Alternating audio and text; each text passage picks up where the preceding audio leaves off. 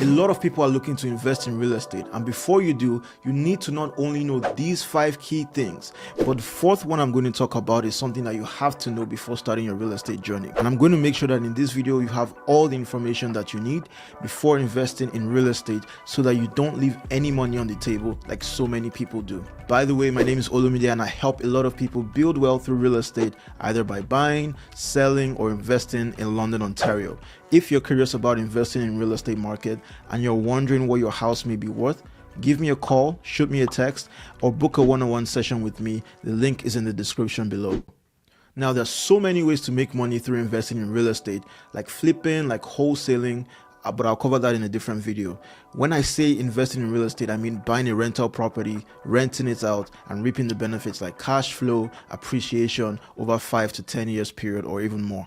One of the ways you can make money in real estate is through something called leverage. So that's basically using other people's money to make money for yourself. The bank takes all the risk, the lender takes all the risk, and then you stand to gain. So let me give you an example. Let's say you buy a house for $100,000, right? And then you put down 20% on the house. So that's $20,000 into that house. Now you control $100,000 with only $20,000 down for that property. If the house goes up in value and now it's worth $110,000, now you've made $10,000 with that initial investment of $20,000. So that's a 50% interest on your $20,000. And that's the power of leverage. So let me give you an example without using leverage. So let's say you buy the same house for $100,000, all cash, meaning that you don't take a loan and it goes up in value by $10,000. That means that the interest on your $100,000 would now be 10%, which is obviously $110,000. So you only make $10,000 from that investment. And that's why leverage in real estate is one of the most fundamental principles for growing your wealth. You need to make your money work for you, and you need to learn how to use leverage, how to use debt to further increase your income. I would rather buy 5 houses with $100,000 and I'll put $20,000 down than take my $100,000 and just buy one house. It's been proven. If I buy just one house with my $100,000 and it goes up by 10%, then I only make $10,000 on my $100,000 investment. But then if I have $100,000 and I buy 5 houses, same price, but I use leverage and I put $20,000 down, at the end of the day, I'm making about $200,000 back compared to only making $110,000 back from that investment. So basically that just shows you the power of leverage. Use it wisely. Obviously you have to not be over leveraged to the point where you don't have any skin in the game at all, so you're only like maybe 5% in, but make sure you have a healthy balance between debt and how much and your equity in that property.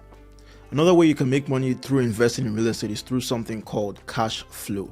Now, that's basically the net of the rent you get after paying off bills like your mortgage, your property taxes, utilities, miscellaneous bills as well.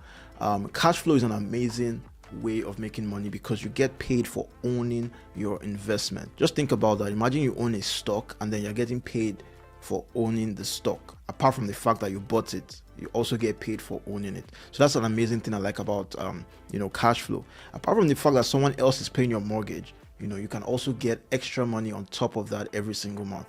So let's say your rent is, you're taking a rent of $2,000 and your mortgage, expenses, property taxes, everything factored in is about $1,500.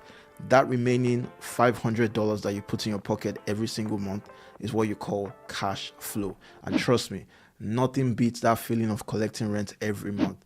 Having someone to go to work, someone going to work every single day, and just so that they can pay you your rent every single month. So that's a powerful way of making money in real estate. Another way to make money and build wealth in real estate is called appreciation. So real estate can go up in value over time. So we've seen that over COVID, over the times where the interest rates were very, very low, we see that prices of houses began to rise because the demand for them increased. Right? Every time real estate goes up, that increase is for you. Now, it doesn't go to the bank, but it goes directly to you. So just like in the previous example, we had the real estate go up by it was $100,000 and went up to $110,000, right?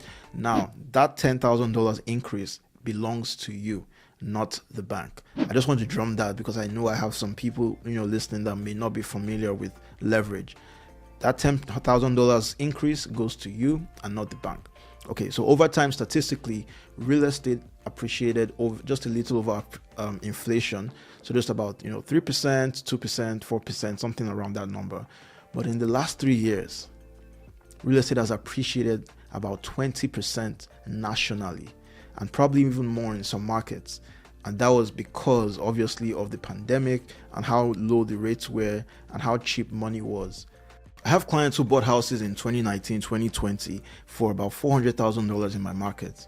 And by the height of the pandemic, by the height of the prices, when the rates were so low and there was a huge demand for real estate, those houses were worth $800,000 in their area. So some of those people actually refinanced their house and were able to pull out about $300,000 plus from the equity that they had built in that property. That's just the power of appreciation. You can actually get that money that normally you probably wouldn't get even if you try to save it. So I said number 1 was leverage, number 2 was cash flow, and number 3 is appreciation. Now I'm going to talk about the fourth one that I think is the most important one that we need to know. It's kind of a subset from appreciation. If you're enjoying this video so far and you're finding it valuable, give it a thumbs up and comment down below yes or no if you'll be buying real estate in 2023. So comment down below yes or no if you will be buying real estate in 2023. Let's get back to the video. Forced appreciation. What is forced appreciation and what does it mean? How does it work? So a subset of appreciation is something called forced appreciation. Forced appreciation basically means when you force the appreciation of a house, of a property, by doing strategic renovations to it. Okay, so let's take that house from our previous example, right? You bought the house for $100,000. You spent $20,000 to buy it, and now you spent another $20,000 doing some key renovations to that property. So all in, you're $40,000 in, right? Now, because of the renovations that you did, the house is now worth $170,000, right? You were all in at $40,000. At the end of the day, by the time you sell that house, your total profit would be $30,000. The reason why this works is because of the way residential real estate is valued. Residential real estate is valued through something called comparative analysis. So basically, if house A and house B in the same neighborhood are similar and house A sells for a certain price, house B would probably sell for around that same price. So that's how real estate is valued. So let me give you another example. I know there's so many examples in this video. I just want to make sure that we understand the concept so that we can begin to see outsized returns on our investments in the future. All right, so let's say in a neighborhood we have a 3-bedroom house that sells for $200,000, right? And now you buy a 2-bedroom house for $110,000 in that same neighborhood. If you add a 3rd bedroom to it through renovations, so let's say there's some extra room there that's not really a room, you find a way to make some alterations to the layout of the house and create a 3rd bedroom. Basically, what you've done is you've forced appreciation on that house, because now that house has now become a comparable house to the house that was a 3-bedroom and sold for $200,000. And that's why I love this, because it does not depend on factors you can't control.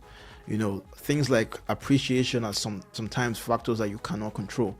But when it comes to forced appreciation, you can actually control that by strategic renovations.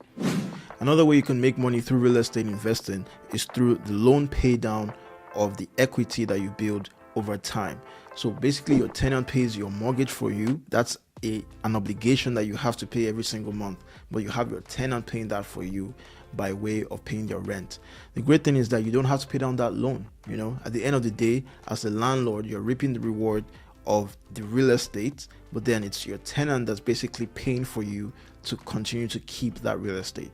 This is why I tell my clients that are renting right now that they need to get on the home ownership train and eventually the investor train, because again, you have someone paying your rent for you, paying off the mortgage for you over a long period of time, let's say 20 years, 30 years, 40 years, right? They are paying off that mortgage for you. And at the end of that term, who's going to own the house? That's you. So they are saving money for you every single month when they pay your rent. I hope this video has been insightful. If you're planning on moving to London, Ontario, I have a video that will tell you all you need to know about the pros and the cons of living in London, Ontario. You can go watch it here. And if you don't want to miss any new video that I put out, you can just subscribe to the channel. Thank you, and I'll see you guys on the next one.